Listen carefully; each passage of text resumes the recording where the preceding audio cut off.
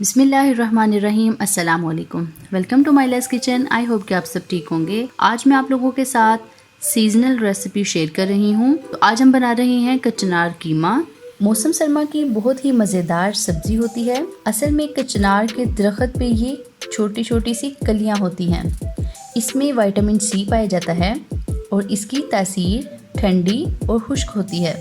4 tablespoon दही, 2 अदद medium size के प्याज, 1 अदद हरी मिर्च कटी हुई, 3 अदद टमाटर, 1 टेबलस्पून लहसुन अदरक का पेस्ट, मटन का कीमा जो है वो हाथ का करवाया हुआ है 1 किलो, 125 ml कुकिंग ऑयल, टीस्पून लाल मिर्च, टीस्पून हल्दी, हाफ टी स्पून गरम मसाला, 1.5 टेबलस्पून नमक और ये 1 किलो ले ली है कचनार, जिसकी कलियों को उतार के छाननी में डाल दिया है और अच्छे से वॉश कर लिया है। कढ़ाई को मैंने रख दिया है चूल्हे पे, फ्लेम उसका ऑन है। सबसे पहले कढ़ाई में मैं डालूंगी ऑयल और साथ ही इसमें जाएंगे कटे हुए प्याज, लहसुन अदरक का पेस्ट और कटे हुए टमाटर भी इसमें जाएंगे।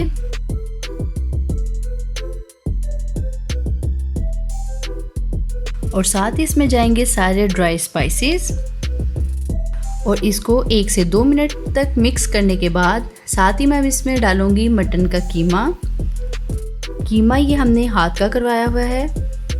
आप अगर चाहें तो आप मशीन का कीमा भी यूज़ कर सकते हैं। और कीमे को मसाले के साथ मिक्स करने के बाद अब मैं इसमें 1 गिलास पानी ऐड कर दूंगी और 20 मिनट के लिए मैं कढ़ाई पर ढक्कन देकर इसको मीडियम फ्लेम पर रख दूंगी।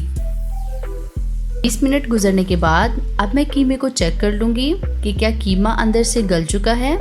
कीमा यहाँ पे अभी थोड़ा सा सख्त था, इसलिए मैंने इसको मज़ीद 10 मिनट के लिए ढक्कन देकर मीडियम आंच पर इसको डांप कर रख दिया है। आप अपने कीमे के हिसाब से टाइम को कम और ज़्यादा कर सकते हैं। अगर आपके पास मशीनरी कीमा है तो वो जल्दी गल जाता है, इसलिए वो कम टाइम लेता है।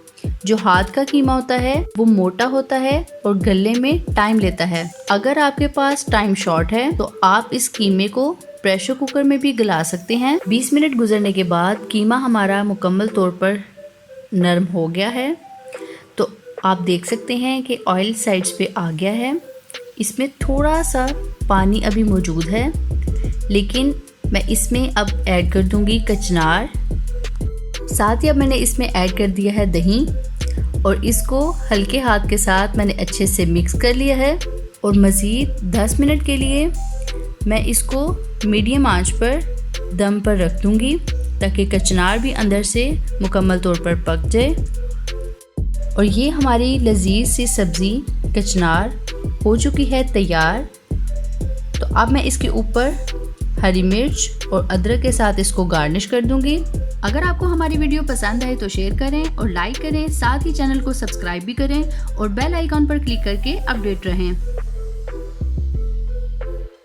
Thanks for watching. For more videos please subscribe our channel, like our Facebook page and follow us on Twitter and Instagram।